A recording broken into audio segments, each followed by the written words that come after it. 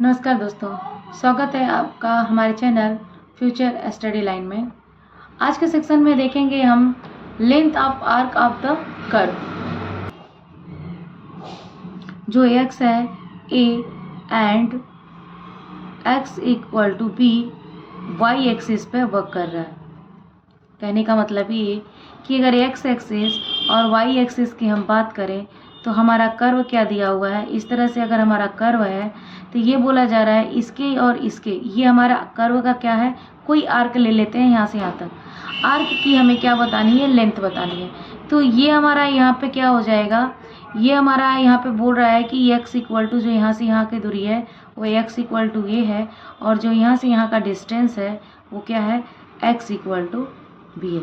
यानी ये यहाँ से यहाँ तक की आर्क की क्या हमें निकालनी है, लेंथ। तो अकॉर्डिंग टू इंटीग्रल मेथड्स के द्वारा हम कैसे निकाल सकते हैं, ये क्या होता है हमारा length equal to a to b, यानी lower limit to upper limit square root 1 plus dy upon dx का होल स्क्वायर dx।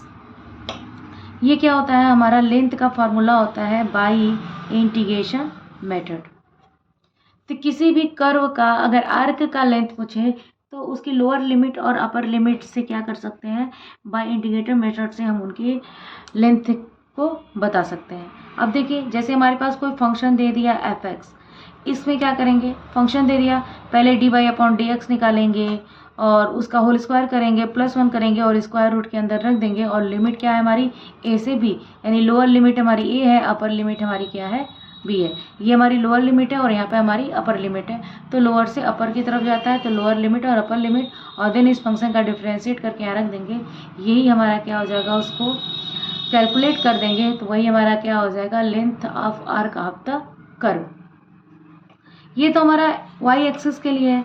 अगर सेम कंडीशन हमारा x एक्सिस के लिए हो, यानी हमारा ये आर्क एक्स वाई है और हमारा आर्क कुछ इस तरह से है, तो ये बोल रहा है कि y इक्वल टू a से y इक्वल टू b तक है।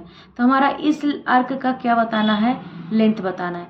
तो इस आर्क का जो हम लेंथ बताएंगे वो हमारा अकॉर्डिंग टू किस फॉर्मूले से होगा, ये अगर मान लीजिए ये हमारा c है, ये हमारा d, तो lower limit c upper limit d, तो ये हमारा हो जाएगा, यहाँ पे हमारा फंक्शन होगा x equal to F Y, तो हो जाएगा 1 plus D X upon D Y का होल स्क्वायर डी वाई।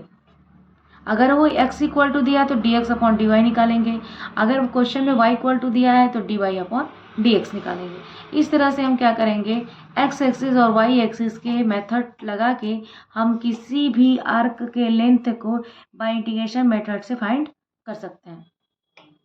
तीसरा केस क्या आता है, तीसरा केस हमारे पास ये आता है कि लेंथ ऑफ द कर्व जो हम निकालते हैं, यानी लेंथ ऑफ द कर्व जो हम निकालेंगे, अगर x इक्वल टू कोई अदर फंक्शन दिया हुआ है t वेरिएबल का और y भी हमारा कोई अदर वेरिएबल दिया हुआ है t का, यानी x और y दोनों सेम वेरिएबल के हों लेकिन इनके फंक्शंस क्या हों, अलग अलग हो। यानी ये देख लीजिए, फंक्शन अलग अलग हो मगर वेरिएबल क्या हो, टी हो, बिटवीन इनका क्या हो जाएगा, लिमिट क्या हो जाएगा, टी इक्वल टू ए से and T equal to B तक। तो ऐसे सवाल को हम उसका लेंथ कैसे निकाल सकते हैं, ए टू बी डिवाइड बाई, पहले एक्स में क्या करेंगे, टी के रिस्पेक्ट में करके होल स्क्वायर कर देंगे, फिर वाई वाले फंक्शन में टी के रिस्पेक्ट में डिफ्रेंशिएट करके उसका होल स्क्वायर लगा देंगे और ये डी टी। तो ये हमारे तीन फॉर्मूले होते हैं, एक्स एक्सिस, वाई एक्सिस या अदर वेरिएबल पर।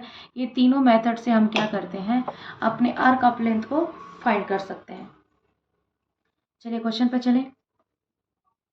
हमारा सबसे पहला क्वेश्चन ये है, फाइंड द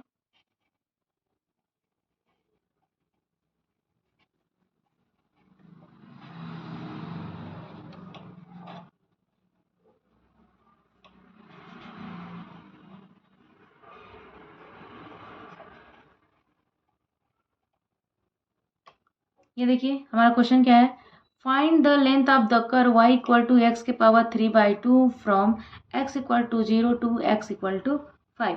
हमें क्या पूछ रहा है, लेंथ ऑफ द आर्क।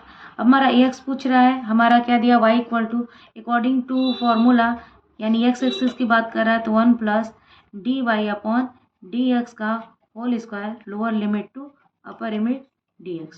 ये हमारा क्या हो गया, हमारा फॉर्मूला हो गया। इसे हम कैसे लगा सकते हैं, या ये देखिए हमारा y इक्वल टू दिया हुआ है हमारा क्वेश्चन में x इक्वल टू 3/2 और x इक्वल टू 0 लिमिट से लेके दिया है x इक्वल टू 5। तो हमारा सर्कल के length arc of the arc क्या हो गया, s इक्वल टू 0 से 5, यानी लोअर लिमिट 0 है, अपर लिमिट 5। और यहाँ पे देखिए y इक्वल टू अगर x के पावर 3/2 दिया है तो dy/dx क्या हो जाएगा, डिग्री बाहर आ जाती है और 1 डिग्री इसमें कम होकर क्या हो जाएगी 1/2। यही हमारा होगा। अब इसमें क्या करेंगे, स्क्वायर कर लेंगे, यानी dy/dx का होल स्क्वायर, तो ये हो जाएगा 9/4x। फिर क्या करेंगे 1 प्लस dy/dx का होल स्क्वायर करेंगे तो यह आ जाएगा 1 प्लस 9x/4, यानी हमारा हो जाएगा 4 प्लस 9x/4। अब क्या है हमारा फॉर्मूला, 1 प्लस dy/dx का होल स्क्वायर dx, ये हमारा फॉर्मूला है। तो जैसे ही फॉर्मूला को में हमने क्या कर दिया, स्क्वायर रूट बनाया, और देखिए ये पूरा वैल्यू हमने यहाँ फाइंड कर लिया है। ये क्या आया है 4 प्लस 9x/4 dx। अब 4 को क्या कर सकते हैं, डिवाइड में ये कांस्टेंट बाहर आ जाएगा, तो 4 स्क्वायर रूट से बाहर आता है तो क्या आता है 2, हमने बाहर लिख दिया, 0 से 5, और ये हो गया 4 प्लस 9x के पावर 1/2 dx। ये हमारा क्या हो गया, लीनियर फॉर्म में आ गया। तो लीनियर फॉर्म में हमने आपको एक बताया हुआ था कि हमारे पास अगर कोई फंक्शन दिया हो और उसका डिफरेंशिएशन भी साथ में हो, तो अगर n डिग्री का हो और dx हो, तो ये हमारा क्या हो जाता है, या तो आप ऐसे कर लीजिए या तो आप इसको इस तरह से निकाल लीजिए, ठीक है ये आपका। अब यहाँ पे ये निकाल सकते हैं, फंक्शन लिख सकते हैं, और डिग्री में क्या करेंगे, एक ऐड कर देंगे और पूरी डिग्री को n+1। कहने का मतलब एक आपका ये अप्लाई हो जाता है कि अगर हमारे पास कोई फंक्शन के अंदर भी फंक्शन हो और उस पर कोई डिग्री n हो तो dx, ये क्या निकालते हैं, ये हमारा फंक्शन f(x) और आपका n दिया हो तो n+1 डिवाइड बाई n+1, और ये हमारा क्या हो जाएगा डिफरेंशिएशन अपॉन gx, अगर लीनियर फॉर्म में हो तो ये हमारे अप्लाई हो जाते हैं। तो ये अब देखिए क्या हो गया 1/2। अब ये हमारा क्या आ गया 4 प्लस 9x के power 1/2 plus 1 divide by 1/2 plus 1, और फिर अब इसका क्या करेंगे, हम डिफरेंशिएट कर देंगे, तो डिफरेंशिएट अपॉन 4 प्लस 9x, ये हमारा हो गया, ये हो गया 1/2, तो ये हो गया 4 प्लस 9x के पावर क्या हो गया 3/2 डिवाइड बाई 3/2, और इसको डिफरेंशिएट करेंगे तो 4 0 हो जाएगा, 9x का क्या हो जाएगा 9, ये 9 हो गया। अब ये हमारा क्या हो गया, अब देखिए यहाँ पे 1/2 और ये हमारा हो गया 4 प्लस 9x के पावर 3/2। यहाँ पे अगर मल्टीप्लाई करें तो 27/2, ये 2 क्या हो गया हमारा कट गया। अब हम यहाँ पे क्या करेंगे, अभी लिमिट रखना बाकी था यहाँ पे 5 to 0, और यहाँ से भी क्या करेंगे 5 to 0, और अभी यहाँ पे हम क्या करेंगे कैलकुलेट कर लें, देन उसके बाद क्या कर सकते हैं हम लिमिट लगा सकते हैं। 27 हमारा कांस्टेंट हम बाहर ले लिए, और यहाँ पे देखिए क्या करना पड़ेगा हमें, ये हमारा क्या हो जाएगा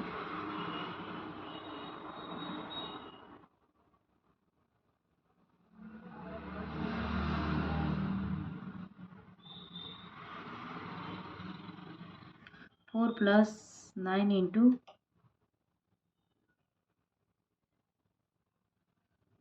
5 डिवाइड बाई पूरा हो गया 3/2, 27 बाहर आ गया, और देन x की जगह पर क्या कर देंगे 0, तो 4 की पावर हो गया 3/2, क्योंकि यहाँ 0 रखते हैं यहाँ पे क्या हो जाएगा 0। अब ऐसे कैलकुलेट करते हैं तो ये हो गया 1/27, इसे कैलकुलेट करते हैं तो ये 9 इंटू 5 45, और 45 और 4 49, 49 का क्या हो गया ये 3/2 माइनस ये 4 का क्या हो गया 3/2।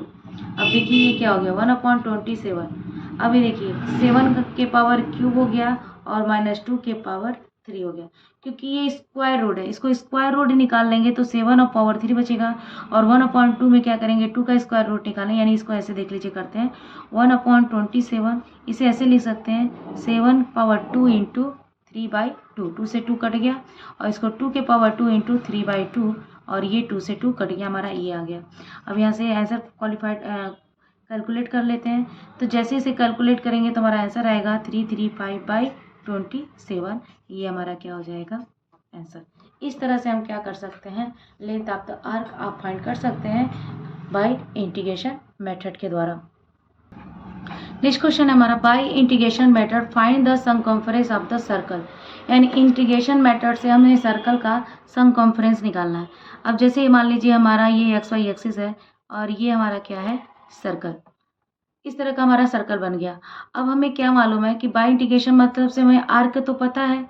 यहाँ पे देखिए, अगर हम बहुत अच्छा फिगर नहीं बनाए, आप समझ जाइएगा, तो हमारा सर्कल का जनरल इक्वेशन क्या होता है, x² + y² = a², जो कि हमारा क्या होता है ओरिजिन से होके जाता है। तो हमारा सेंटर कहाँ है, ओरिजिन पे, ठीक। तो हमारा फॉर्मूला यही बना, यही हमारा दिया हुआ है। अब a की जगह हमारा क्या दिया है 16, तो हमारा a क्या है, रेडियस होता है, तो वो कंपेयर कर लेंगे कि a² = 16 दिया है, तो a = क्या हो गया 4, यानी हमारे तो हमारा जो यहाँ का डिस्टेंस आएगा, कोऑर्डिनेट आएगा, वो 40 आएगा, और जो यहाँ का डिस्टेंस आएगा वो 04 आएगा, ठीक। तो ये हमारा जो आंसर आ गया 40 और 04, तो ये हमारी लिमिट मिल गई। एक आर्क का लेंथ हमें पता है क्या होता है, x = a to b √1 + dy/dx का होल स्क्वायर dx, ये हमारा क्या होता है फॉर्मूला। अब सर्कमफरेंस मतलब क्या होता है, ये इस पूरे रेडियस का सर्कमफरेंस, यानी एक कहा जाता है परिधि, पेरीमीटर निकालते हैं, तो पेरीमीटर आप किसका निकालते हैं, स्क्वायर का या आप रेक्टेंगल का, लेकिन उसी चीज़ का सर्कल का क्या बोलते हैं सर्कमफरेंस।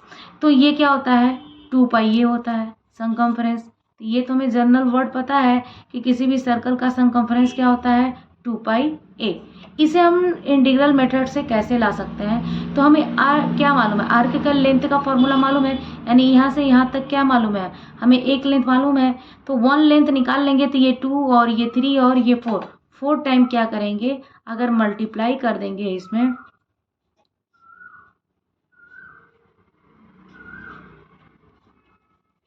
तो ये हमारा क्या निकल जाएगा सर्कमफरेंस ऑफ द सर्कल, ये हमारा निकल जाएगा सर्कमफरेंस ऑफ द सर्कल।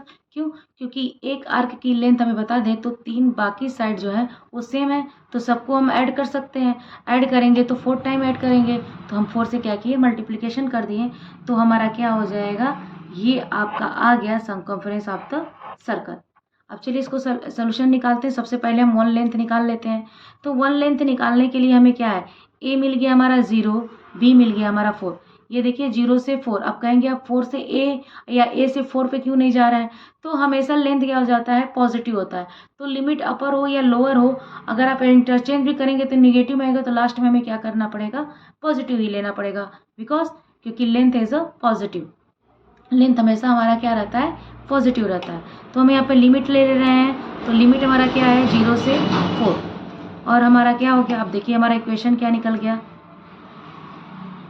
हमें y = फाइंड करना है, तो y = हो गया 60 - x², फिर y = क्या हो जाएगा √60 - x²।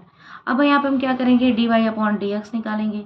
जैसे ही dy/dx निकालेंगे तो ये स्क्वायर रूट का फॉर्मूला है, तो स्क्वायर रूट हमारा क्या हो गया 16 - x²। इसका डिफ्रेंशिएट करेंगे तो -2x। अब इसको क्या करें, होल स्क्वायर कर दें।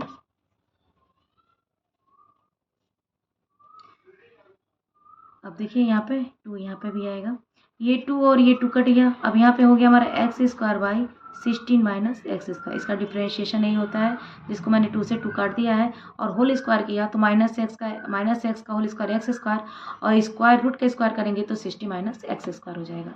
फिर आप यहीं पे देख लीजिए, हम इसमें 1 प्लस भी कर दे रहे हैं यहीं पे, तो ये हमारा ये आ गया 1 + x² / 16 - x²।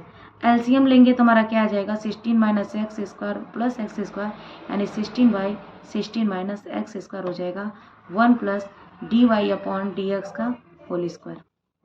ठीक, अब हम यहाँ पर रख दे रहे हैं। हमने इस पूरे कैलकुलेशन को यहाँ तक रखा है तो ये हो जाएगा 16/16 minus x square D x. ये हमारा हो गया। अब यहाँ पे देखिए 0 से 4 है, इसको हम बाहर निकाल दे तो 4 हो गया, और स्क्वायर रूट में क्या हो गया 4 square minus x square D x. ये किसका फॉर्मूला होता है, तो ये फॉर्मूला होता है, ये 4 बाहर कर दिए, ये 0 से 4 हो गया 1/, ये हो गया 4 स्क्वायर माइनस एक्स स्क्वायर, ये हो गया डी एक्स।